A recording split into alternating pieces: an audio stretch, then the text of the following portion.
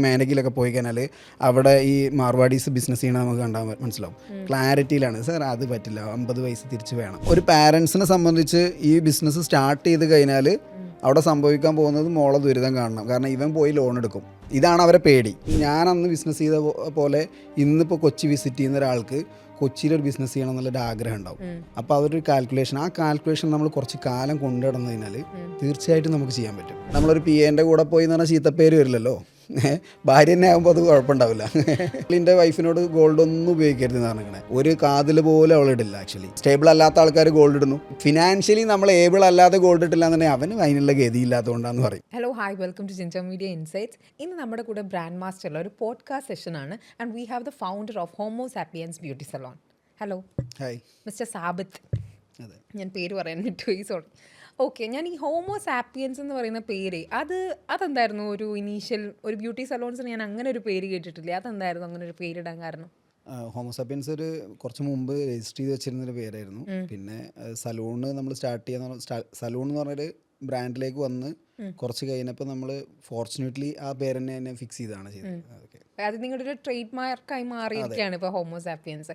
ഈ ഇപ്പം സാബിത്ത് ഇതിന് മുന്നേ ബിസിനസ് MBA ആണോ ചെയ്തിരുന്നത്, അല്ലെങ്കിൽ ബിസിനസ്സിലേക്കൊക്കെ കടന്നു വരാനുള്ള കാരണം അങ്ങനെ എന്തെങ്കിലും?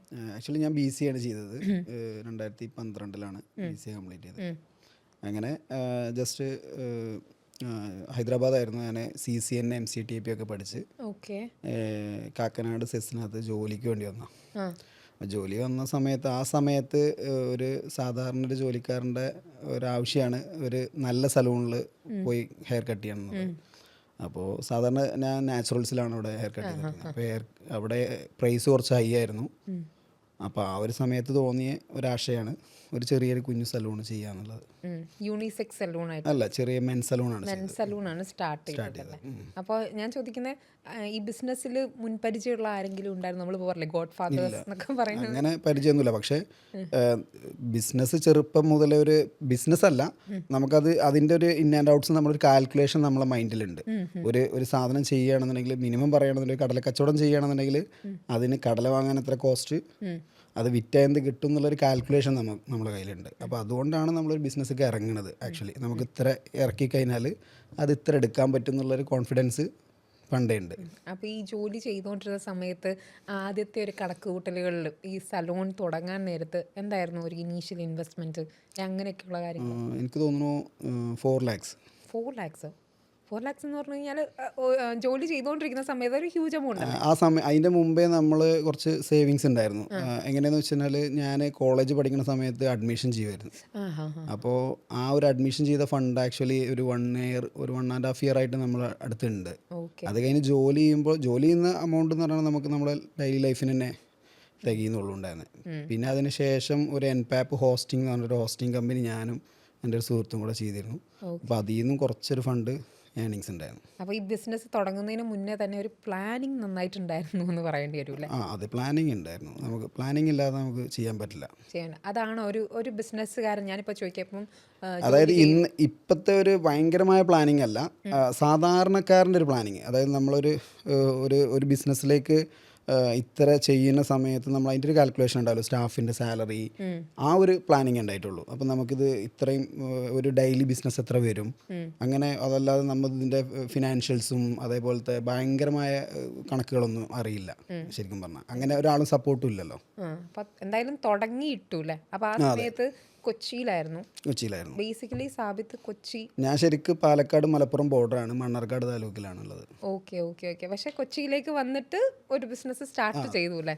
അപ്പോൾ ആ ഒരു സമയത്തൊക്കെ ഒരു ധൈര്യം വേണമെന്നല്ലേ തുടങ്ങാൻ വേണ്ടിയിട്ട്? ഈ തുടങ്ങുന്ന സംഭവത്തിൽ എന്ന് പറഞ്ഞാൽ നമ്മൾ ഞാൻ മുമ്പ് ഇവിടെ കൊച്ചി വിസിറ്റ് ചെയ്യുന്ന സമയത്ത് നമുക്ക് ഒരു ഷോപ്പൊക്കെ കാണുന്ന സമയത്ത് അല്ലെങ്കിൽ ഒരു ബിസിനസ് കാണുന്ന സമയത്ത് നമ്മളിങ്ങനെ കാൽക്കുലേറ്റ് ചെയ്യും. ഇത് ഭയങ്കര ഒരു ബിസിനസ് ആണല്ലോ, ഇത് എങ്ങനെ ഇവർ സ്റ്റാർട്ട് ചെയ്തു എന്നൊക്കെ നമ്മളിങ്ങനെ എല്ലാവർക്കും ഉണ്ടാവും. ഇപ്പോൾ ഞാൻ അന്ന് ബിസിനസ് ചെയ്ത പോലെ ഇന്നിപ്പോൾ കൊച്ചി വിസിറ്റ് ചെയ്യുന്ന ഒരാൾക്ക് കൊച്ചിയിലൊരു ബിസിനസ് ചെയ്യണം എന്നുള്ളൊരു ആഗ്രഹം ഉണ്ടാവും. അപ്പോൾ അതൊരു കാൽക്കുലേഷൻ, ആ കാൽക്കുലേഷൻ നമ്മൾ കുറച്ച് കാലം കൊണ്ടുനടന്നു കഴിഞ്ഞാൽ തീർച്ചയായിട്ടും നമുക്ക് ചെയ്യാൻ പറ്റും. ഇപ്പം ഞാൻ ഇന്നലെ ഇങ്ങനെ പോരുന്ന സമയത്ത് ഇപ്പം റീസെൻ്റ്ലി നമ്മൾ കുറേ പ്രോപ്പർട്ടീസൊക്കെ നമുക്ക് അന്ന് നമ്മൾ റെൻറ്റ് കേൾക്കുമ്പോൾ തന്നെ 1 lakh റെൻറ്റ്, എന്ന് പറയുമ്പോൾ നമ്മൾ ചെയ്യില്ല. പക്ഷേ ഇന്ന് നമ്മൾ കയ്യിൽ ബിസിനസ് ഉണ്ട്, ബിസിനസ് എങ്ങനെ ചെയ്യാമെന്നറിയാം, നമ്മളെ കയ്യിൽ ക്ലയൻസ് ഉണ്ട്. അപ്പോൾ 1 lakh 2 lakh 3 lakhs എന്നൊരു റെൻറ്റ് കേൾക്കുമ്പോൾ നമ്മൾ പാനിക് ആവുന്നില്ല. അപ്പോൾ ഇപ്പോൾ ഞാനിങ്ങനെ ഇന്നലെ പോരുന്ന സമയത്ത് അന്ന് ഈ പെൻഡാമേനൊക്കെ ഭാഗത്തൊരു ഷോപ്പ് ചെയ്യണമെന്നുണ്ടെങ്കിൽ നല്ല റെൻ്റ് ആവുന്നില്ലേ, ആരോടും ചോദിച്ചില്ല. പക്ഷേ ഞാൻ അന്ന് ചിന്തിച്ചിരുന്നു ഭയങ്കര റെൻ്റ് ആവും. അപ്പോൾ ഇന്നലെ ഞങ്ങളൊരു ഇങ്ങനെ വിസിറ്റ് ചെയ്തപ്പോൾ ഇവിടെ ഇപ്പോൾ ചെയ്യണമെന്നുണ്ടെങ്കിൽ എന്താ റിസ്ക്, ഒരു റിസ്ക്കും ഇല്ല. അപ്പം ക്ലാരിറ്റി എന്ന് പറഞ്ഞാൽ നമ്മൾ കുറച്ച് കാലങ്ങളോളം ആ ഒരു മേഖലയിലുണ്ടെങ്കിൽ കൂടുതൽ പഠനങ്ങളൊന്നും നടത്തേണ്ട ആവശ്യമില്ല. നമ്മൾ ഒരു സംഭവം ഇതിനായിട്ട് സ്റ്റഡി ചെയ്ത് കണ്ട് ഇങ്ങനെ നടക്കേണ്ട ആവശ്യമൊന്നുമില്ല. നമ്മൾ ആ ഒരു സംഭവത്തിൽ ഇങ്ങനെ നിന്നാൽ മതി. ക്ലാരിറ്റി വന്നത് പല ചലഞ്ചസിൽ കൂടിയും കടന്നു പോയിട്ടായിരിക്കും അല്ലേ. അപ്പോൾ ആ ഒരു ചലഞ്ച് തുടക്ക സമയത്ത് ഇപ്പം എവിടെ കളമശ്ശേരിയാണ് നമ്മളൊരു ആസ്ഥാനമാക്കി നമ്മൾ ഇപ്പം എസ്റ്റാബ്ലിഷ് ചെയ്തേക്കുന്നത് ഹോമോസാപ്പിയൻസിൻ്റെ ഇത് വരുന്നത് കളമശ്ശേരിയിലാണ്. അപ്പോൾ ഒരു ഇനീഷ്യൽ ഒരു ചലഞ്ചസ് എന്ന് പറയുന്നത് എന്തൊക്കെയായിരുന്നു മെയിൻ ചലഞ്ചസ്? എല്ലാ 2 monthsലും നമുക്കൊരു ചലഞ്ചസ് വരും, ഇപ്പോഴും വരുന്നുണ്ട്. അന്ന് ഫസ്റ്റ് സ്റ്റാർട്ടിങ് സ്റ്റേജിൽ വന്നത് നമ്മളെ കയ്യിൽ ക്യാപിറ്റൽ വളരെ കുറവായിരുന്നു. പിന്നെ അത് കഴിഞ്ഞ് വർക്കിംഗ് ക്യാപിറ്റൽ വളരെ കുറവായിരുന്നു. വർക്കിംഗ് ക്യാപിറ്റൽ എന്ന് പറഞ്ഞൊരു സാധനം ഇത്ര പെർസെൻറ്റേജാണ് മാറ്റി വെക്കേണ്ടത് നമുക്കറിയില്ല. നമ്മൾ ഒരു സലൂണ് ചെയ്യുക, അതിനകത്ത് സ്റ്റാഫിനെ വരണം, ഈ ഒരു ഡ്രീം മാത്രമേ ഉള്ളൂ. നമുക്ക് ആകെയുള്ള ആ ഷോപ്പാണ് നമ്മൾ ഡ്രീം. അതിൻ്റെ ബാക്ക് എൻഡിൽ ഇത്രയും ഒരു ടീം വേണം എന്നുള്ളത് നമുക്ക് അറിയില്ല അന്ന്. അപ്പം നമ്മൾ 2ാമത്തെ സലൂണ് ചെയ്യുമ്പോഴും അറിയണില്ല. 3ാമത്തെ ചെയ്യുന്ന സമയത്ത് നമുക്ക് ഇതിനെക്കുറിച്ച് അപ്പോൾ എന്താണ് നമ്മളെ ഒരു ഡ്രീം എന്ന് പറഞ്ഞാൽ, നമ്മൾ ഏതെങ്കിലും ഒരു ചെറിയ ട്രെയിനിങ് പ്രോഗ്രാം കണ്ടു കഴിഞ്ഞാൽ നമ്മൾ എന്ത് ചെയ്യുമെന്ന് വെച്ചാൽ ഒരു ഡ്രീം ഫിക്സ് ചെയ്യും. അതായത് നമ്മൾ ഇത്ര വർഷം കൊണ്ട് നമ്മൾ ഇത്ര സലൂൺ ആക്കണമെന്ന്. ആ ഡ്രീമിലായിരുന്നു ഞാൻ.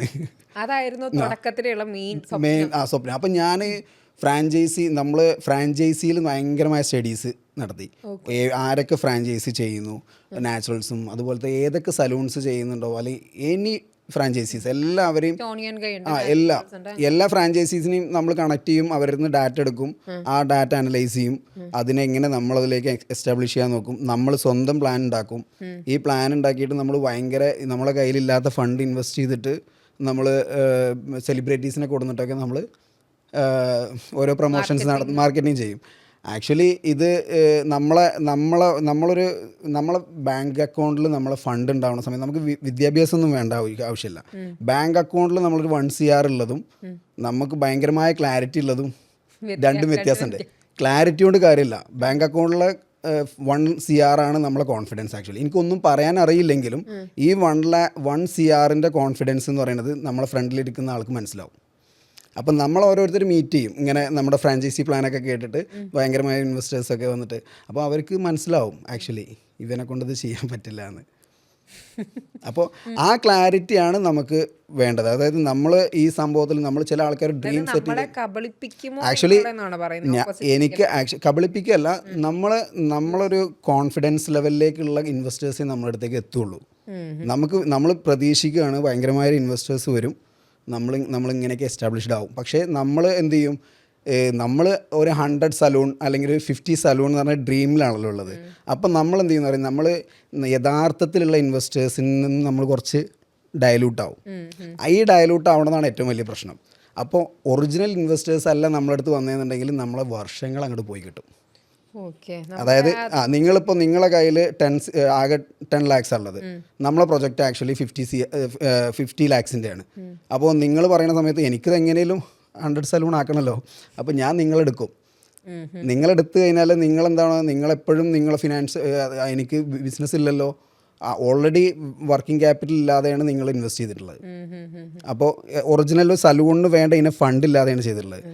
അപ്പോൾ അത് ചെയ്യുന്ന സമയത്ത് നമുക്ക് നിങ്ങളുടെ മാനേജ് ചെയ്തിട്ട് മിനിമം ഒരു സലൂൺ ഇട്ട് കഴിഞ്ഞാൽ അത് ലോസ് ആണെങ്കിൽ തന്നെ ഏറ്റവും മിനിമം നമുക്ക് 2 year റൺ ചെയ്യാൻ പറ്റും. 2 year, അതായത് സലൂണിൻ്റെ ഏറ്റവും വലിയൊരു അഡ്വാൻറ്റേജും ഡിസഡ്വാൻറ്റേജും അതാണ്. ഇപ്പം ഞാൻ എപ്പോഴും ഓർക്കും ഈ സലൂൺസിൻ്റെ ഇതിൽ നമ്മൾ ഉപയോഗിക്കുന്ന, ഇല്ല നിങ്ങൾ പ്രൊഡക്റ്റിൻ്റെ ക്വാളിറ്റി നോക്കും, ചെയ്യുന്ന രീതികൾ നോക്കും, അതൊക്കെ വെച്ചിട്ട് ഇത് എത്രത്തോളം ശരിയാണ് ചെയ്യുന്നവരുണ്ട്. ഇപ്പോൾ നോർമലി അതൊരു കൾച്ചറും കൂടിയാണ്. വേറെ ഇതിനകത്ത് ഈ ബിസിനസ്സിൽ സത്യം പറഞ്ഞാൽ എല്ലാവർക്കും പ്രോഫിറ്റ് ഉണ്ട്, അതൊരു വേറെ സത്യമാണ്. ഇത് കുറച്ചും കൂടി കഴിഞ്ഞാലുള്ളൂ ഒന്നും കൂടെ ആർക്കും ഗുണമില്ലാതെയായി മാറുള്ളൂ. ഇപ്പോൾ കറൻ്റ്ലി സലൂൺസിൽ പ്രോഫിറ്റ് ഉണ്ട്. കുറച്ചും കൂടി കഴിഞ്ഞാൽ ഒന്ന് കുറയും. അത് കഴിഞ്ഞാൽ ഒരു പർട്ടിക്കുലർ ഇത്രയും ചെയ്ത ആൾക്കാർ ഈ 2 year ഞാൻ പറഞ്ഞില്ലേ പീരിയഡ്, ഈ 2 year കഴിയുമ്പോഴത്തേക്ക് ഈ തുടങ്ങിയ ആളുകൾ 90% ക്ലോസ് ചെയ്യും. അതിൽ ഇതിനെക്കുറിച്ച് വളരെ പാഷനേറ്റ് ആയിട്ടുള്ള ആളുകൾ മാത്രമേ നിൽക്കുകയുള്ളൂ. അതാണ് ഈ സലൂണിൻ്റെയും ഇതേപോലെ സർവീസ് സെക്ടറിൻ്റെ ഒരു പ്രത്യേകത അതാണ്. അപ്പോൾ അവർ അത് ആ ക്ലോസ് ചെയ്യുന്നവരെ നമ്മൾ ശരിക്കും പറഞ്ഞാൽ നോക്കിയാൽ തന്നെ ഇതിനകത്ത് ഭയങ്കര ഓപ്പർച്യൂണിറ്റി ഉണ്ട്. നല്ലൊരു വിഷനും പാഷനും ഉള്ള ആളുകളാണ് ഈ ക്ലോസ് ചെയ്യുന്ന സലൂൺസ് എടുത്താൽ മതി. അവർക്ക് പുതിയ ഇൻറ്റീരിയറിന് അതായത് നമുക്ക് 10% കിട്ടും. അവർ 1 CR മുടക്കി ചെയ്ത സലൂണ് ആക്ച്വലി ഇപ്പോൾ ഇവിടെ മോസ്റ്റ് ഓഫ് ദ ഭയങ്കര ബ്രാൻഡായിട്ട് പുറത്തുനിന്നൊക്കെ വന്ന ഫ്രാഞ്ചൈസീസ് ബിസിനസ് ഇല്ലാതെ നിൽക്കുകയാണ്. അതെന്താന്ന് വെച്ച് കഴിഞ്ഞാൽ അവർക്ക് പാഷനില്ല, ഓൺലി ബിസിനസ് കണ്ടിട്ടാണ് ഇതിനകത്ത് ഇൻവെസ്റ്റ് ചെയ്തിട്ടുള്ളത്. 1 CR 2 CR ഒക്കെ ഇൻവെസ്റ്റ് ചെയ്തിട്ട് ബിസിനസ്സില്ല. കാരണം നമ്മൾ 2 CR ഇൻവെസ്റ്റ് ചെയ്യുന്ന ഇതിൻ്റെ ROI ഒക്കെ നോക്കി നമുക്ക് അതിനേക്കാളും നല്ലത് 10 ലക്ഷം രൂപയുടെ ചെറിയ സലൂൺ ചെയ്താൽ മതി. ഇവരതിനെ ഇപ്പം 2 CRൻ്റെ വലിയൊരു സലൂൺ ചെയ്തിട്ട് ലോസിൽ പോകുന്നതിനേക്കാളും നല്ലതല്ലേ ചെറിയൊരു സലൂൺ ചെയ്യുന്നത്. സെയിം സർവീസ് ഒക്കെ തന്നെ. അല്ല അങ്ങനെയല്ല, ചെറിയ സലൂൺ നമുക്ക് പ്രോഫിറ്റ് 50,000 പ്രോഫിറ്റ് കിട്ടുന്നുണ്ട്, മറ്റേതിന് 2 lakhs ലോസാണ് വരുന്നുണ്ടെങ്കിൽ 50,000 പ്രോഫിറ്റ് മതിയല്ലോ. അപ്പോൾ കേരളത്തിൻ്റെ ഒരു പ്രത്യേകത എന്ന് പറഞ്ഞു കഴിഞ്ഞാൽ വെറും ഒരു പോഷിലാണ് ജീവിക്കണേ.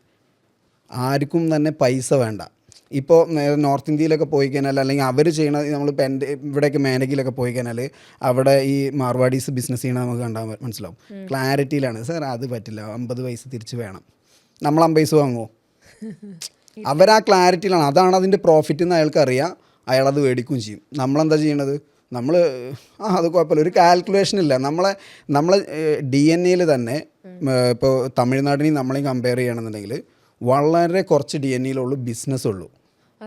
അപ്പൊ ഇനി വരുന്ന DNA എപ്പോഴും പറയുന്ന ഒരു കാര്യമില്ലേ, മലയാളി നിങ്ങൾ ബിസിനസ് ഒന്നും നോക്കണ്ട, ഗുജറാത്തികളും എന്ന് പറയുന്നത്. ഇപ്പം ഇനി വരുന്ന തലമുറയിൽ നമ്മളിപ്പോൾ ഇതിനെക്കുറിച്ച് നമ്മൾ കാൽക്കുലേഷൻ ചെയ്യണം. നമ്മളെപ്പോഴും കാൽക്കുലേറ്റ് ചെയ്യുന്നപ്പോൾ ചെറിയ കണക്കപ്പിള്ളമാരൊക്കെ മക്കൾ ഭയങ്കര എൻജിനീയേഴ്സ് ആയിരുന്ന ഒരു ഇത് നമ്മുടെ നാട്ടിലൊക്കെ കാണാറുണ്ട്. എന്ന് വെച്ചാൽ അവർ കാൽക്കുലേറ്റ് ചെയ്യുന്ന DNA ആ സമയത്ത് ഉണ്ടാകുന്ന കുട്ടികളിൽ ഭയങ്കരമായിട്ട് റിഫ്ലക്റ്റ് ആവും. അപ്പോൾ അതാണ് ഇപ്പം നമ്മളല്ലാതെ ഒരു പർട്ടിക്കുലർ ആൾക്ക് ഇവർക്ക് ബിസിനസ് ചെയ്യാം എന്നല്ല. നിങ്ങൾ ബിസിനസ് ഫാമിലി ആണോ ചോദിക്കുന്നതിൻ്റെ കാര്യം ആ DNA അത് ഉണ്ടോ എന്നുള്ളത് നോക്കാനാണ്. അവർക്ക് മനസ്സിലാവും, ഒരു സാധനം ഒരു ഇൻഡിക്കേഷൻ അവർക്ക് കാണുമ്പോൾ മനസ്സിലാവും. നമ്മൾ ബിസിനസ്സുകാരൻ എന്ന് പറഞ്ഞാൽ എങ്ങനെ ആയിരിക്കണം എന്ന് അറിയാലോ, എല്ലാ കാര്യങ്ങളെയും ഷാർപ്പായിരിക്കണം. അപ്പോൾ അത് ഒരു ചെറിയ തീരുമാനങ്ങളാണ് അവരെ വലിയതാക്കുന്നതും ഏറ്റവും ലോസിലേക്ക് എത്തിക്കുന്നതും. അപ്പോൾ ആ തീരുമാനം എടുക്കണമെന്നുണ്ടെങ്കിൽ ഭയങ്കര ഇൻ്റലിജൻ്റ് ആയിരിക്കണം. ചിലപ്പോൾ വിദ്യാഭ്യാസത്തിലല്ല. അപ്പോൾ നമ്മളെ ഈ ബിസിനസ്സുകാരെ കുറിച്ച് നോക്കുകയാണെന്നുണ്ടെങ്കിൽ അവർ വൈഫിനെ മാനേജ് ചെയ്യുന്നതും ഉമ്മാനെ മാനേജ് ചെയ്യുന്നതൊക്കെ വളരെ അടിപൊളിയായിട്ടായിരിക്കും. അവരെ ഫാമിലി ഇഷ്യൂസ്, അതായത് നല്ല ബിസിനസ് ചെയ്യുന്ന ആൾക്കാരെ ഫാമിലിയിൽ ഇഷ്യൂസ് ഭയങ്കര കുറവായിരിക്കും. കാരണം എന്താണെന്ന് വെച്ചാൽ അവർക്ക് എല്ലാവരെയും മാനേജ് ചെയ്തിട്ടുള്ളൊരു കപ്പാസിറ്റി ഉണ്ട്. പിന്നെ അവർ ഒരു പ്രോബ്ലം ക്രിയേറ്റ് ചെയ്യാൻ ശ്രമിക്കില്ല. ഇപ്പോൾ ഇതൊരു സാധനമാണെന്നുണ്ടെങ്കിൽ ഇങ്ങനെ ചെയ്യ്, ഇനി ദേഷ്യപ്പെടുകയാണെങ്കിലും ആവശ്യത്തിന് അത് പറയേണ്ട സമയത്ത് പറഞ്ഞു നിർത്തും. ജോലി ചെയ്യുന്ന ആളുകൾ അല്ലെങ്കിൽ ഇവിടെ ഇപ്പം ഞാനൊക്കെ ചിലപ്പോൾ ദേഷ്യപ്പെടും. ഞാൻ ആക്ച്വലി ഒരു ബിസിനസ്സുകാരനാണെന്ന് ഇപ്പോഴും പറഞ്ഞില്ല. കാരണം വെച്ചാൽ നമ്മളെ DNA നമ്മൾ ഒരു ബിസിനസ് നമ്മൾ ക്രിയേറ്റ് ചെയ്താണ്. മമ്മൂട്ടിയുടെ കാര്യം പറഞ്ഞ പോലെയാണ്, നമ്മൾ തേച്ചുമിനിക്ക് കൊണ്ടുവരാണ് ആക്ച്വലി. അപ്പോൾ അത് മലയാളിയുടെ എല്ലാവരെയും കാര്യങ്ങളിലുണ്ട്. പക്ഷെ ഇപ്പോൾ ഒരു 2-3 ഒരു മറ്റേ ജനറേഷനായിട്ട് ബിസിനസ് ചെയ്യുന്ന ആളുകളുണ്ട്. അവരിലതുണ്ട്. അവരിപ്പോൾ ഇനി എൻ്റെ മോനിൽ ചിലപ്പോൾ ആ ഒരു ബിസിനസ് മെൻറ്റാലിറ്റി വരുമായിരിക്കും. എൻ്റെ ഫാദറും ഗ്രാൻഡ് ഫാദറും ഞങ്ങളെ ഒരു ഫാമിലിയിലും ആരും ബിസിനസ് ചെയ്യുന്നില്ല. ഞങ്ങൾ വേറെ ഫാമിലിയിലുണ്ട്, ബിസിനസ് ചെയ്യുന്നില്ല. ഞങ്ങളൊക്കെ വർക്കും ഇതൊക്കെ ആയിട്ട് പോകുന്ന ആളുകളാണ്. ഞാൻ ഇതൊക്കെ പറയുമ്പോഴും നമ്മൾ ഈ പറഞ്ഞ പാഷൻ വേണം എന്നുള്ളൊരു കാര്യം പറഞ്ഞു. ഇപ്പോൾ ഒരു ബിസിനസ് 2 വർഷം നമുക്ക് ലോസ് ആയാൽ പോലും ഇല്ലേ, പ്രോഫിറ്റും ലോസും അല്ലാണ്ട് നമ്മളിങ്ങനെ സ്റ്റേബിളായി ഇങ്ങനെ ചുമ്മാ മൂവ് ചെയ്തുകൊണ്ടിരിക്കുകയാണെങ്കിലും പാഷൻ എന്ന് പറഞ്ഞു. 10 വർഷമായിട്ട് സാബിത്ത് ഇതിൽ നിൽക്കുന്നു. സാബിത്തിന് ഈ പാഷൻ മേ ബി ബിസിനസ്സിനോടുണ്ടായിരിക്കും, അതിലുപരി ഇതിൽ തന്നെ നിലനിന്ന് പോകാനും ഇത് കുറച്ചും കൂടി ആസ് എ ബിസിനസ്മാൻ ഗ്രോ ചെയ്യാനും ഏറ്റവും കൂടുതൽ ഉള്ളിലുണ്ടായിരുന്ന ഒരു സ്പാർക്ക് എന്താണ് ശരിക്കും പറഞ്ഞാൽ? നമ്മൾ മെഷർ ചെയ്യുന്നുണ്ട് എന്നുള്ളതാണ്. അതായത് നമ്മൾ ഒരു സംഭവത്തിൽ ഞാൻ ഇത് മാത്രമല്ല, ഞാൻ ക്ലോസ് ചെയ്ത കുറേ കമ്പനീസ് വേറെ ഉണ്ട്. ഞാൻ എൻപാപ്പ് ഹോസ്റ്റിംഗ് എന്ന് പറഞ്ഞൊരു കമ്പനി ക്ലോസ് ചെയ്തിട്ടുണ്ട്.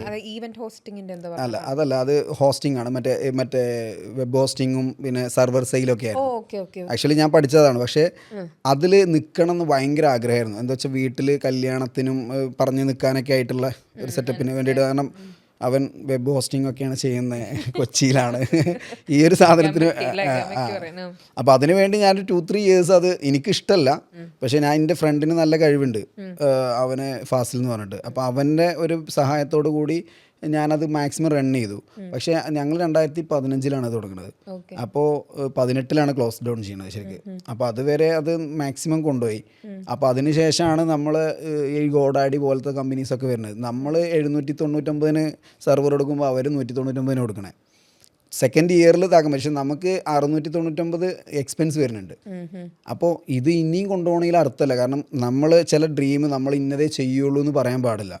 നമ്മൾ ഇപ്പോൾ ചില ആളുകളുണ്ടാവും, നമ്മളൊരു ഡ്രീം സെറ്റ് ചെയ്താലേ ഇനി അതിൽ നിന്ന് എങ്ങനെ ഇറങ്ങിപ്പോവും, നമ്മളിനി വേറെ എന്താ ചെയ്യുക, നമ്മൾ അത് പറഞ്ഞ് നമ്മൾ മോട്ടിവേഷൻ കേൾക്കുന്നതാണല്ലോ, നിങ്ങൾ മരണം വരെ പോരാടണം എന്നാണല്ലോ പറയണത്. അപ്പോൾ അവനങ്ങ് മരിക്കും പോരാടിയിട്ട്. അപ്പോൾ ക്ലാരിറ്റി വേണം നമുക്ക്, ഇത് പോരാടേണ്ടതാണോ ആടേണ്ടതാണോ എന്നുള്ളത് നമ്മളൊന്ന് ഫൈനലൈസ് ചെയ്യണം, നിർത്തിയിട്ട് പോകണം. അപ്പോൾ ഇത് ക്ലോസ്, ഇപ്പോൾ ഹോമോസാപ്പിയൻസിനും ഒരു എൻഡ് പീരിയഡ് ഞാൻ വെച്ചിട്ടുണ്ട്. അതായത് ഈ സാധനം എപ്പോഴാണ് ക്ലോസ് ചെയ്യേണ്ടതെന്നുള്ളത് നമുക്ക് ആക്ച്വലി നമ്മൾ ഹാപ്പി ആയിട്ടിരിക്കുക എന്നുള്ളതാണ്. അപ്പോൾ അത് മാക്സിമം ക്ലോസ് ചെയ്യാതിരിക്കാനായിട്ട് നമ്മൾ സ്റ്റാഫിനെയും നമ്മളെ ടീമിനെയൊക്കെ സെറ്റ് ചെയ്തുകൊണ്ടിരിക്കണം. ചിലപ്പോൾ മേ ബി ഹെൽത്ത് ഇഷ്യൂസ് വരാം, വേറെ എന്തെങ്കിലും ഇഷ്യൂസ് വരാം. അപ്പോൾ വരുന്ന സമയത്ത് സാധാരണക്കാരൻ എന്നുള്ള രീതിയിലുള്ള ബിസിനസ്സുകാരന് ഏറ്റവും വേണ്ടത് എന്താണ്? സമാധാനമാണ്. അതില്ലാതെ നമ്മൾ കുറേ ബിസിനസ് ചെയ്തിട്ടും കാര്യമില്ല. എന്തായിരുന്നു ഈ ഒരു മീൻസ് ഈ ഒരു ബിസിനസ്സിൽ തന്നെ ഇത് ഗ്രോ ചെയ്യാൻ ഇപ്പം പറഞ്ഞ മാതിരി ഈ ഒരു ഇതിലും എനിക്കിപ്പം ഹോമോസാപ്പിയൻസ് എന്ന് പറയുന്ന ഒരു ബിസിനസ്സിലേക്ക് മാത്രം ഒതുങ്ങിയല്ല എനിക്ക് സാബിത്തിനോട് സംസാരിച്ച് തുടങ്ങിയപ്പോൾ തോന്നുന്നത്. ഒരു ബിസിനസ്മാൻ എന്ന രീതിയിൽ ഈ ഗ്രോ ചെയ്യാൻ എന്തെങ്കിലും ഒരു കൈൻഡ് ഓഫ് ഒരു ഉള്ളിൽ നമുക്കൊരു എന്താ പറയുക, എൻ്റെ ഉള്ളിൽ ഒരു ബലം ഉണ്ട്, അല്ലെങ്കിൽ എനിക്കൊരു വിൽ പവർ ഉണ്ടെന്ന് തോന്നൂലേ? വാശി ഉണ്ടാവലുണ്ട് നമുക്ക്. അതാണോ ശരിക്കും ഉണ്ട്. അതായത് നമ്മൾ വന്ന സാഹചര്യം, നമുക്ക് നമ്മളും നമ്മുടെ കൂടെയുള്ള ആളുകളും ഒരു നെക്സ്റ്റ് ലെവലിലേക്ക് പോകണമെന്ന് ഞാൻ എപ്പോഴും ആഗ്രഹിക്കലുണ്ട്. ഇപ്പോൾ ഞാൻ നമ്മളെ സ്റ്റാഫ് വരെ നെക്സ്റ്റ് അപ്പോൾ അവരെന്താ ഈ സാധനം ഇട്ടിരിക്കണത്, എന്താ അത് ഇട്ടാൽ എന്താ കുഴപ്പം, അല്ലെങ്കിൽ ഇങ്ങനെ ഇതായിക്കൂടെ, ഈ കാർ എടുത്തൂടെ, നമ്മൾ അങ്ങനെയാണ് സംസാരിക്കൽ. നമ്മളെ സംബന്ധിച്ചും അതാണ്. അപ്പോൾ ഒരാളിപ്പോൾ നമ്മളോടൊരു ചോദ്യം ചോദിക്കുകയാണ്, ഇങ്ങനെ ഒരു സംഭവത്തിൽ നിന്ന് പറ്റില്ല, അല്ലെങ്കിൽ നമ്മളെ ഒരാൾ പ്രെഡിക്റ്റ് ചെയ്തിട്ടുണ്ടാവില്ല സ്കൂളിൽ നിന്നൊക്കെ, നമ്മളൊരു ആവറേജിൻ്റെ ബിലോ ആവറേജ് സ്റ്റുഡൻ്റ് ആണ് ആക്ച്വലി. അപ്പം നമ്മൾ പറഞ്ഞു വന്നിരുന്നത്, എനിക്കിപ്പോൾ സാബിത്തിനോട് സംസാരിക്കുമ്പോൾ ഈ ഹോമോസാപ്പിയൻസ് എന്ന് പറഞ്ഞൊരു ബ്യൂട്ടി സലോണിലേക്ക് ഒതുങ്ങാണ്ട് ഒരു ബിസിനസ്സുകാരൻ എന്നുള്ളൊരു പോയിന്റ് ഓഫ് വ്യൂ ആണ്. അപ്പോൾ എന്താണ് നമ്മുടെ ഉള്ളിലെ ഒരു പവർ മുന്നോട്ടൊരു ബിസിനസ്സുകാരൻ എന്ന രീതിയിൽ ഗ്രോ ചെയ്യാൻ? ഓക്കെ, അതിൻ്റെ ഒരു കാര്യം പറഞ്ഞാൽ നമുക്കൊരു ബിസിനസ് സ്റ്റാർട്ട് ചെയ്യുന്ന സമയത്ത് ഓൾറെഡി നമ്മൾ ആ ബിസിനസ്സിൽ ഫോർച്യുനേറ്റ്ലി എത്തിപ്പെടുന്നതാണ് ഒരു ബിസിനസ്സിലേക്ക്. ഇപ്പം നമ്മൾ സലൂൺ എന്ന് പറയുന്നത്, ചിലപ്പോൾ നമ്മൾ നാളെ ചെയ്യുന്ന ഒരു ഫസ്റ്റ് ബിസിനസ് എന്ന് പറയുന്നത് നമ്മൾ ചിലപ്പോൾ എന്തെങ്കിലും ഒരു വളക്കച്ചവടമായിരിക്കും ചിലപ്പോൾ ചെയ്യണേ. പക്ഷേ അയാൾക്ക് സലൂണിൽ അല്ലെങ്കിൽ ക്യാമറ എന്നുള്ള രീതിയിലൊക്കെ ഭയങ്കര പാഷനുള്ള ഒരാളായിരിക്കും. ആഗ്രഹങ്ങളും അതേപോലെ അതിനകത്ത് ഒരു 5 ഏരിയ ഒക്കെ ഉണ്ടാവും ഒരാൾക്ക്. ഒരു ഏരിയ മാത്രമൊന്നും ആവില്ല ഉണ്ടാവുക. അപ്പോൾ നമ്മളൊരു സംഭവം തുടങ്ങുമ്പോൾ ഒന്നിൽ തുടങ്ങുക, അതിനെ എസ്റ്റാബ്ലിഷ് ചെയ്യുക. അതിൻ്റെ മുമ്പായിട്ട് നമ്മൾ വേറൊരെണ്ണം തുടങ്ങാതിരിക്കുക. നമ്മളെ പാഷൻ പലതും ഉണ്ടെങ്കിലും തുടങ്ങാതിരിക്കുക എന്നുള്ളതാണ് സേഫ്. കാരണം എന്താ വെച്ച് കഴിഞ്ഞാൽ നമുക്ക് 5 ഏരിയ ഉണ്ടാവും, അപ്പോൾ നിങ്ങൾക്ക് പല ഏരിയ ഉണ്ടാവും. അപ്പോൾ അതിനകത്ത് ഏതെങ്കിലും ഒന്ന് നിങ്ങൾക്ക് ഏതിലാണ് കുറച്ച് ഇനീഷ്യലി ഫണ്ട് വരുന്നത് അത് തുടങ്ങുക. അതിൻ്റെ അപ്പുറത്തേക്ക് നിങ്ങൾക്ക് അതിനേക്കാളും നല്ലൊരു ഏരിയ ഉണ്ടെന്ന് വിചാരിച്ചിട്ട് അതിന് മാറാതിരിക്കുക. അപ്പോൾ നമുക്ക് കുറേ ആൾക്കാർ വരും, നീ എന്തിനാ ഇത് ചെയ്യണത്, നിനക്ക് ശരിക്കും പറഞ്ഞു കഴിഞ്ഞാൽ നിനക്ക് വേറെ കുറേ ഏരിയ അതൊക്കെ ചെയ്തുകൂടായിരുന്നോ? അപ്പോൾ അങ്ങനെ നമ്മളോട് ചോദിക്കും. അപ്പോൾ ഞാൻ സലൂൺ ചെയ്യുന്ന സമയത്ത് എന്നോട് അങ്ങനെ കുറേ ആൾക്കാർ, നീ എന്ത് സലൂൺ ചെയ്തത്? അപ്പോൾ സലൂൺ ആക്ച്വലി ആ ചോദിക്കുന്ന സമയത്ത് നമ്മൾ പ്രോഫിറ്റബിളും അല്ല. അപ്പം നമ്മളെപ്പോഴും നിർത്താനുള്ള സാധ്യത കൂടുതലായിരിക്കും. അപ്പം നമ്മൾ 2 ഇയർ ഇതിനു വേണ്ടി കളഞ്ഞാൽ നമുക്ക് ഇനി അടുത്തൊരെണ്ണം തുടങ്ങുമ്പോഴത്തേക്ക് ഇനിയും 2 ഇയർ കഴിയുമ്പോൾ അതേമാതിരി 2 പ്രാവശ്യം പൂട്ടിക്കഴിഞ്ഞാൽ പിന്നെ നാട്ടുകാർ നമ്മളെ ഒന്നിനും കൊള്ളരുതാത്തവനാക്കി മാറ്റും. അപ്പോൾ അത് മനസ്സിലുണ്ടായതുകൊണ്ടാണ് നമ്മളെന്ത് ചെയ്യണത്, അത് കുഴപ്പമില്ല, അതിൽ തന്നെ നിൽക്കുക. എന്നോട് എൻ്റെ ബ്രദർ തുടങ്ങി ഒരു 1 ഇയറിൽ ഞാൻ ഭയങ്കര കഷ്ടപ്പെടുന്ന സമയത്ത് തന്നെ എന്നോട് പറഞ്ഞു, സൗദിയിലൊരു ഓപ്പർച്യൂണിറ്റി വന്നിട്ടുണ്ട്, ഒരു നെറ്റ്വർക്ക് എഞ്ചിനീയറായിട്ടൊരു നല്ല സപ്പോർട്ടിങ് സ്റ്റാഫായിട്ടൊരു വേക്കൻസി വന്നിട്ടുണ്ട്, 1 lakh സാലറി ഉണ്ട്. അപ്പോൾ ഞാനന്ന് ഇവിടുന്നൊക്കെ കടം വാങ്ങിക്കൊണ്ടിരിക്കുകയാണ്. അപ്പോൾ ഞാൻ പറഞ്ഞു, ഞാൻ അതിൻ്റെ മുമ്പ് ചോദിച്ചാലേ, തുടങ്ങണതിൻ്റെ മുമ്പ് ചോദിച്ചാലേ ഏതെങ്കിലും വേക്കൻസീസ് ഉണ്ടെങ്കിൽ പറഞ്ഞു, ഇനി ഞാൻ എന്തായാലും ഇവിടുന്ന് കുറച്ച് കാലം കഴിഞ്ഞിട്ട് കയറുള്ളൂ. അപ്പോൾ അവൻ പറഞ്ഞു, നോക്കി അവിടെ നിന്നോ എന്ന് പറഞ്ഞു. അപ്പോൾ ഞാൻ അത് ചെയ്തുകൊണ്ടേ ഇരിക്കുകയാണ്. പക്ഷേ അത് നമ്മളെന്താ വെച്ചാൽ നമ്മളത് ഇങ്ങനെ ചെയ്തുകൊണ്ടിരിക്കുന്ന സമയത്ത് നമ്മൾ ഓരോരുത്തർ വിളിക്കും, നമ്മളടുത്ത ഏരിയയിലേക്ക് പിടിക്കാൻ പോയാൽ അപ്പോൾ നമുക്ക് പിന്നെ ബിസിനസ് ചെയ്യാൻ പറ്റില്ല. ആക്ച്വലി വർക്ക് ചെയ്യാൻ പറ്റും, ബിസിനസ് പിന്നെ കണ്ടിന്യൂ ചെയ്യാൻ പറ്റില്ല. അപ്പോൾ ഒരു ഏരിയ സ്റ്റാർട്ട് ചെയ്യുക, അത് നമുക്ക് വലിയ ഇഷ്ടപ്പെടാത്ത, ചിലപ്പോൾ നമുക്ക് 100% ഇഷ്ടപ്പെട്ട ഏരിയ വേറെ ഉണ്ടാവും. ഈ 10%-ലായിരിക്കും ബിസിനസ് ചെയ്യണത്, 10% ഇഷ്ടമുള്ള ഏരിയയിൽ. ആ ഇഷ്ടത്തിനെ നമ്മൾ നല്ലൊരാളുകളുടെ നോക്കുക, മാക്സിമം ആ നോക്കുക എന്ന് പറഞ്ഞാൽ നോക്കിയാൽ കിട്ടും നമുക്കത്. അത് നമ്മൾ താല്പര്യം ഇല്ലെങ്കിൽ, ഇപ്പോൾ ബിസിനസ് ചില ആൾക്കാർ ബിസിനസ് ചെയ്യുന്നത് ഈ ഫണ്ടിന് വേണ്ടിയിട്ടും പാഷന് വേണ്ടിയും ഇതിന് വേണ്ടിയിട്ടും ചെയ്യുന്നുണ്ട്. പാഷനും ഇപ്പം ഞാൻ ഹോമോസാപ്പിയൻസ് ചെയ്യണത് പാഷനും ഉണ്ട്, അതേപോലെ തന്നെ ഫണ്ടിനും ആവശ്യമുണ്ട്, താല്പര്യമുണ്ട്. ഇനി ചില ആൾക്കാർ വെറും ബിസിനസ് വെറും പാഷന് വേണ്ടി ചെയ്യുന്ന ആൾക്കാരുണ്ട്. ചിലപ്പോൾ ക്യാമറയിലൊക്കെ ഇഷ്ടപ്പെട്ട് കഴിഞ്ഞാൽ അവർ പൈസ ഒന്നും വാങ്ങാതെ പോകും. അവരെന്ത് ചെയ്യുന്ന വെച്ചാൽ യൂട്ടിലൈസ് ചെയ്ത് അവർക്ക് ആ പാഷൻ പിന്നെ ഒഴിവാക്കേണ്ടി വരും. അപ്പോൾ ഇതിൽ ചില ആൾക്കാർ ഇപ്പോൾ സിമെൻറ്റ് കച്ചവടം ചെയ്യുകയാണെന്നുണ്ടെങ്കിൽ അതിലെന്താ പാഷൻ? സിമെൻറ്റ് ഇങ്ങനെ സെല് ചെയ്യണതോ? അതല്ലല്ലോ. അപ്പോൾ അവർ ഫോക്കസ് ചെയ്യേണ്ടത് ഫിനാൻഷ്യലി നല്ലോണം ശ്രദ്ധിക്കണം. ഫണ്ട് കറക്റ്റല്ലേ, അതിൽ നിന്ന് ഫണ്ട് കറക്റ്റല്ല വരുന്നുണ്ടെങ്കിൽ പെട്ടെന്ന് തന്നെ ക്ലോസ് ചെയ്ത് ഒഴിവാക്കണം. ഞാൻ നിൽക്കാൻ കാരണം എനിക്ക് പാഷനും കൂടി ഉണ്ടായതുകൊണ്ടാണ്. സൗദിയിൽ നമുക്ക് ബിസിനസ് സലോണിൻ്റെ തന്നെ ബിസിനസ് ഉണ്ട്. അതെ, സലൂൺ ഒരു 1.5 ഇയർ മുമ്പാണ് അവിടെ സ്റ്റാർട്ട് ചെയ്യാൻ പറ്റിയത്. അപ്പോൾ ഈ സലൂൺ അവിടെ ആക്ച്വലി സ്റ്റാർട്ട് ചെയ്യുന്ന സമയത്ത് അവിടെ ആക്ച്വലി അവർ കുറച്ചും കൂടി ക്ലാരിറ്റിയിലാണ്. നമ്മൾ സൗദിയിലത്തെ ഇൻവെസ്റ്റേഴ്സും ഇവിടുത്തെ നമ്മുടെ കേരളത്തിലെ ഇൻവെസ്റ്റേഴ്സൊക്കെ ആയിട്ട് എൻ്റയർലി ഡിഫറെൻ്റ് ആണ്.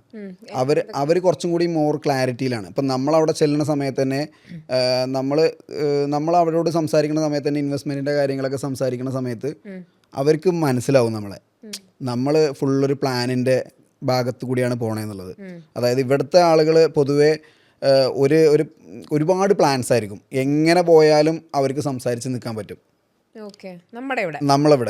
ഇവിടെ ഒരു ബിസിനസ് ചെയ്യുന്ന ഒരാൾക്ക് അതങ്ങനെ ചെയ്യാൻ പറ്റും, ഇങ്ങനെ ചെയ്യാൻ പറ്റും. പക്ഷേ ആക്ഷൻസിൽ കുറച്ച് ഡൗൺ ആയിരിക്കും അവർ. എക്സിക്യൂഷനിലേക്ക് എത്തുമ്പോൾ നമ്മൾ എക്സിക്യൂഷൻ പാളല്ല, എക്സിക്യൂഷൻ ആക്ച്വലി ഇനി ഫണ്ട് ഉണ്ടാവില്ല എന്നുള്ളതാണ്.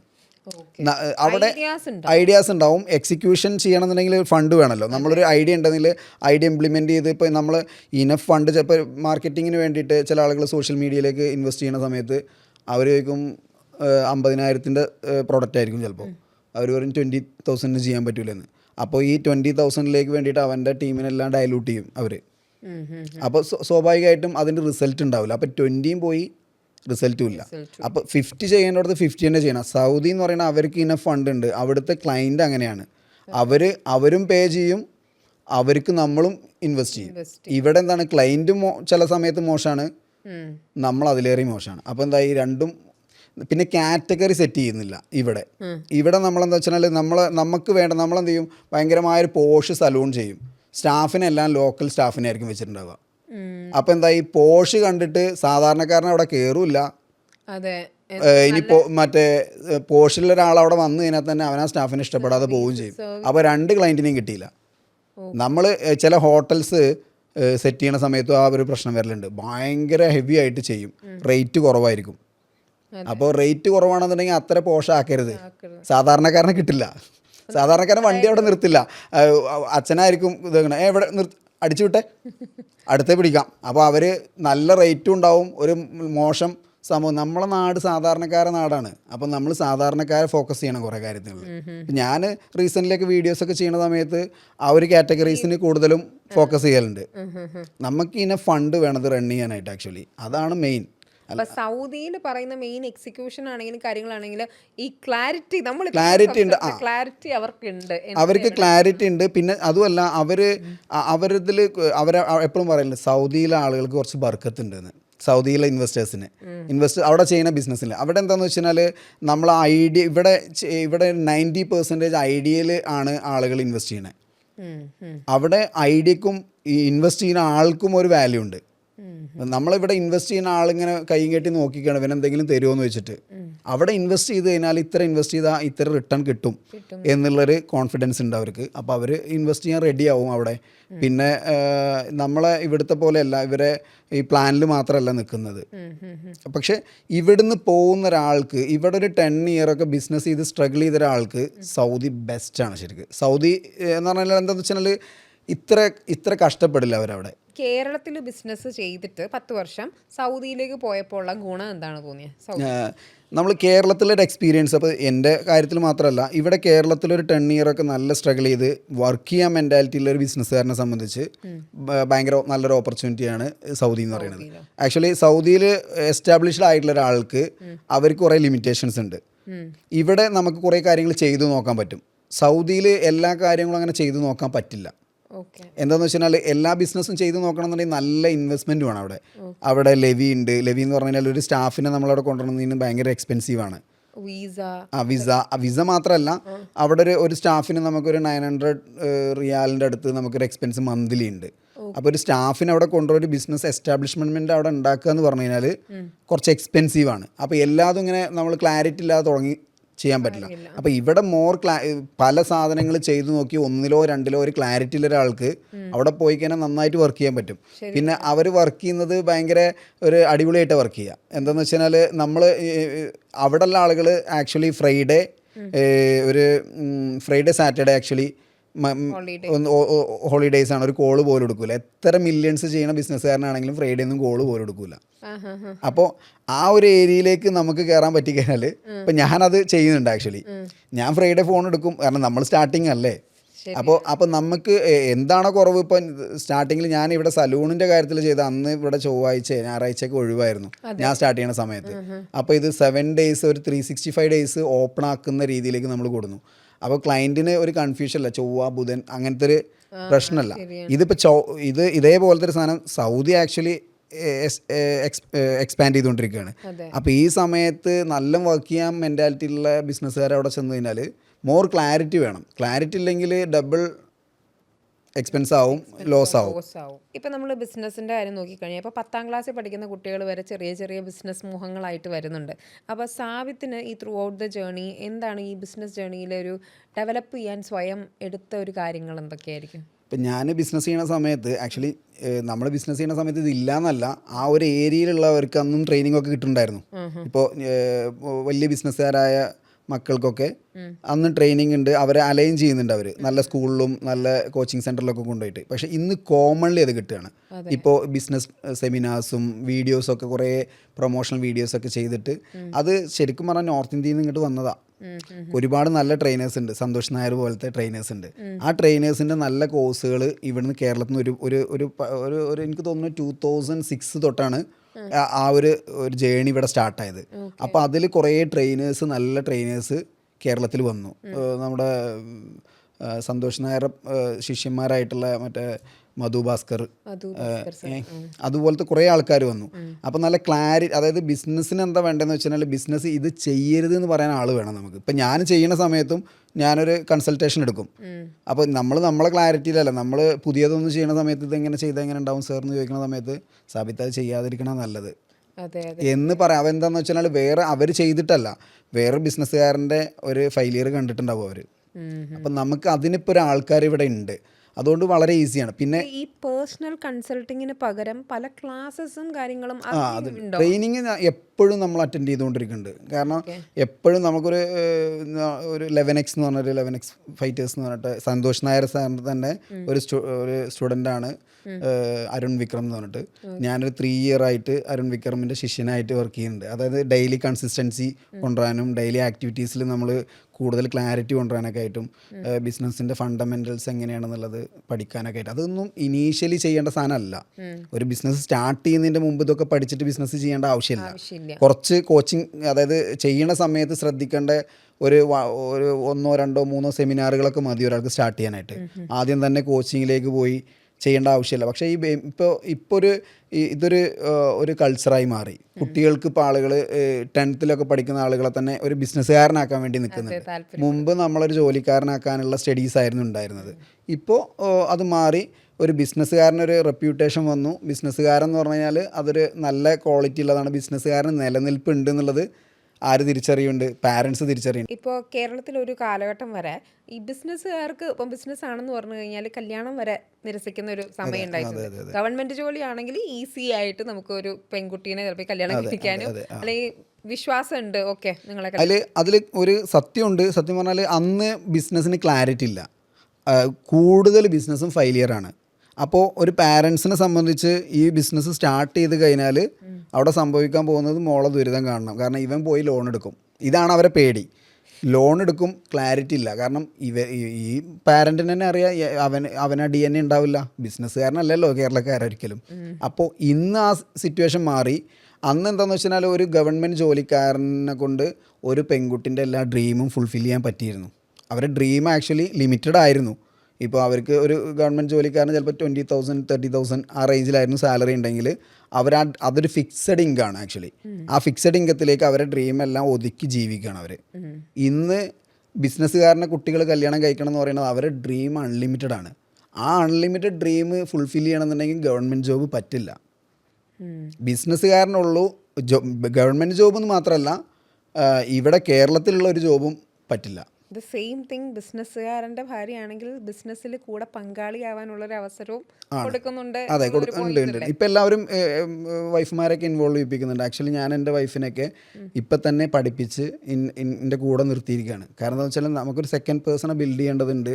അപ്പോൾ നമ്മൾ ഒരു ട്രസ്റ്റ് അവരിൽ കൂടുതൽ അത് മാത്രമല്ല, നമുക്ക് ടൂറോ ട്രിപ്പൊക്കെ പോകുമ്പോഴും കാര്യങ്ങളൊക്കെ സംസാരിക്കാം.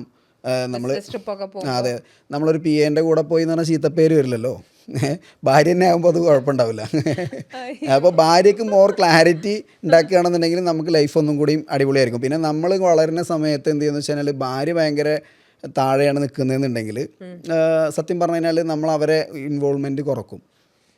നമ്മൾ തന്നെ അവർക്കറിയില്ല. കാരണം എന്താ വെച്ചാൽ നമ്മൾ കുറേ ട്രെയിനിങ്ങും പരിപാടികളൊക്കെ അറ്റൻഡ് ചെയ്തിട്ടാണ് നമുക്ക് ഈ നോളജ് കിട്ടുന്നത്. അപ്പോൾ ഈ ട്രെയിനിങ്ങിനൊന്നും ഇവരെ കൊണ്ടുപോകില്ല. അവർ വീട്ടിലിരുന്ന് പാത്രം മോറി അല്ലെങ്കിൽ കുട്ടികളെ മാത്രം ഞാൻ നിർബന്ധിക്കും. അപ്പോൾ ഇപ്പോൾ ഞങ്ങൾക്ക് ഒരു 4 മാസമായി കുട്ടിക്ക്. അപ്പോൾ അവളിപ്പോൾ കൂടുതലും അതിലാണ് ഫോക്കസ്. അപ്പം ഞാൻ എപ്പോഴും പറയും CS ആണ് ഇപ്പോൾ അവർ നോക്കുന്നത്. അപ്പം നീ ഇടയ്ക്കൊന്ന് ശ്രദ്ധിക്ക്, ഇപ്പോൾ സമയം 4 മാസം ആയല്ലോ. നമ്മൾ നിർബന്ധിക്കും. കാരണം എന്താ വെച്ചാൽ അല്ലെങ്കിൽ പറ്റില്ല. ഇനി അതിൽ അവരെ ഏരിയയും കൂടെ നോക്കണം. അവർക്ക് ഒരുപാട് താല്പര്യമില്ലാത്ത ഏരിയയിൽ കൊണ്ടുപോയിട്ട് നമ്മൾ ലൈഫിലൊരു പ്രശ്നം അത് അങ്ങനെ ഉണ്ടായിട്ടുണ്ട്. ഞാൻ ഭയങ്കരമായിട്ട് പുഷ് ചെയ്യും, അനാവശ്യമായിട്ടുള്ള പുഷിങ് ചെയ്യും. അപ്പോൾ ചിലപ്പോൾ അവൾക്ക് കുറേ ആളുകളെയൊക്കെ കണ്ടു കഴിഞ്ഞാൽ ചിലപ്പോൾ പ്രശ്നമാണ്. ഞാൻ ഞാൻ പോരാ JCIൻ്റെ ഒക്കെ പ്രോഗ്രാമിനൊക്കെ ഞാൻ വെറുതെ കൊണ്ടുപോകും. അപ്പോൾ അവൾ കുറച്ച് ഇങ്ങനെ സൈലൻ്റ് ആയിട്ടാണ്. കംഫർട്ട് ഏരിയയിലൊക്കെ അവൾ നന്നായിട്ട് സംസാരിക്കും. അപ്പോൾ ഈ JCIൻ്റെ ഒക്കെ ഏരിയയിൽ കൊണ്ടുപോകുമ്പോൾ ഞാൻ അതിനാണ് അതിന് പോരണേ.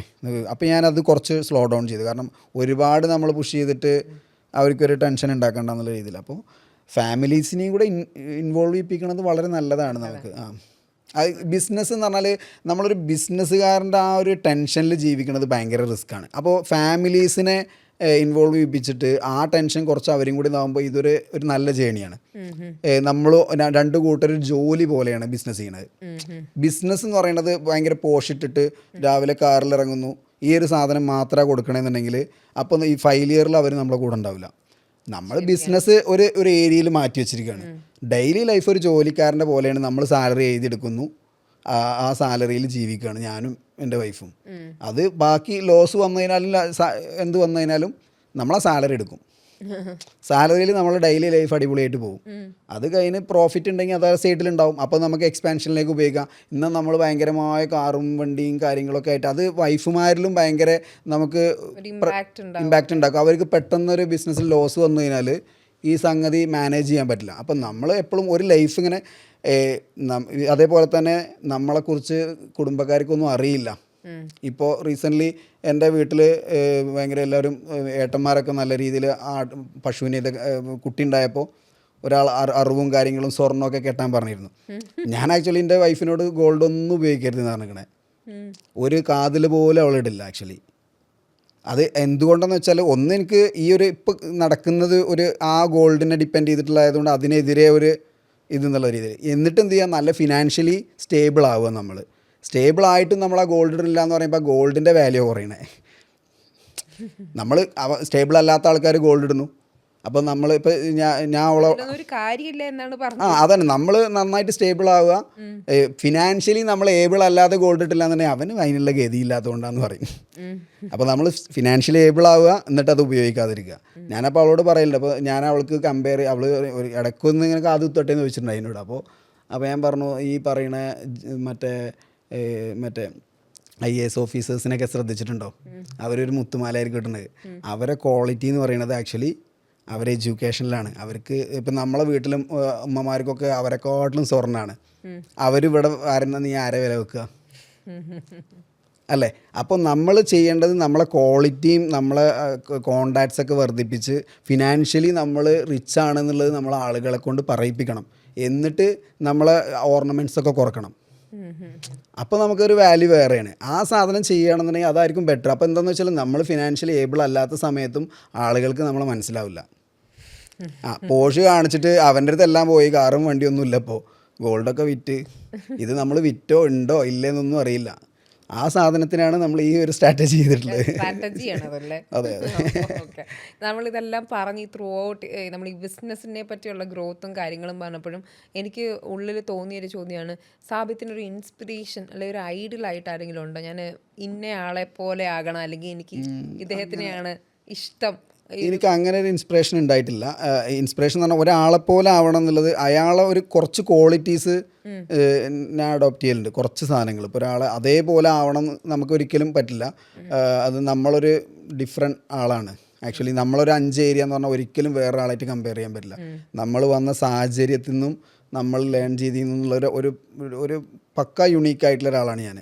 അപ്പോൾ ആ സാധനത്തിൽ വേറൊരാളെ കമ്പയർ ചെയ്യൽ റിസ്ക് ആണ്. പിന്നെ കുറേ ഇൻസ്പിറേഷൻ ഉണ്ട്, നല്ല ട്രെയിനേഴ്സിനെ ഇൻസ്പയർ ചെയ്യാറുണ്ട്. പിന്നെ അതേപോലെ തന്നെ പുറത്തൊക്കെ ഓരോരുത്തരോട് സംസാരിക്കുമ്പോൾ ഇന്ന് ഒരാളെ സംസാരിക്കാനിടയായി, അപ്പോൾ അവരെ ലൈഫൊക്കെ ഇങ്ങനെ സംസാരിക്കുന്ന സമയത്ത് നമുക്ക് അതിൽ നിന്ന് അതേപോലെയൊക്കെ ആവണം എന്ന് തോന്നലുണ്ട്. കാരണം ഇങ്ങനെയൊക്കെ പൈസ വന്നാൽ ഇങ്ങനെയൊക്കെ ആവണം നമ്മൾ, ഹാമ്പിളായിരിക്കണം. അങ്ങനെ ആ ഓരോരുത്തരെ കാണുമ്പോൾ നമ്മൾ ഭയങ്കര അവരൊക്കെ ഡ്രസ്സിങ്ങൊക്കെ വളരെ മോശമായിട്ടൊക്കെ നിൽക്കുന്ന സമയത്ത് അവരെ ഫിനാൻഷ്യൽ ബാക്ക്ഗ്രൗണ്ടൊക്കെ നമ്മൾ അന്വേഷിക്കുമ്പോൾ അവർ നമ്മളെക്കാട്ടിലൊക്കെ എത്രയേ റിച്ച് ആയിട്ടുള്ള ആളുകൾ വളരെ സിമ്പിളായിട്ട് നമ്മളോട് ഇടപെടുമ്പോൾ നമ്മൾ ഇനിയും കുറച്ചും കൂടി പൊളൈറ്റ് ആവേണ്ടതുണ്ട് എന്നൊക്കെ അങ്ങനെ ഇൻസ്പയർ ആവലുണ്ട് കുറേ ആൾക്കാരെ. എന്തായാലും നമ്മൾ ഈ പറഞ്ഞ മാതിരി ഈ 5 കാറ്റഗറീസിലും സാബിത്ത് ഫ്ലറിഷ് ചെയ്ത് എസ്റ്റാബ്ലിഷ് ചെയ്ത് സക്സസ്സിലെത്തട്ടെ. അങ്ങനെ ഒരു 5 കാറ്റഗറീസ് കംപ്ലീറ്റ് ചെയ്യുന്ന അന്ന് നമ്മൾ വീണ്ടും ഒരു ഇന്റർവ്യൂ അല്ലെങ്കിൽ ഒരു പോഡ്കാസ്റ്റ് തീർച്ചയായിട്ടും സംഭവിക്കട്ടെ അങ്ങനെ. Thank you so much for the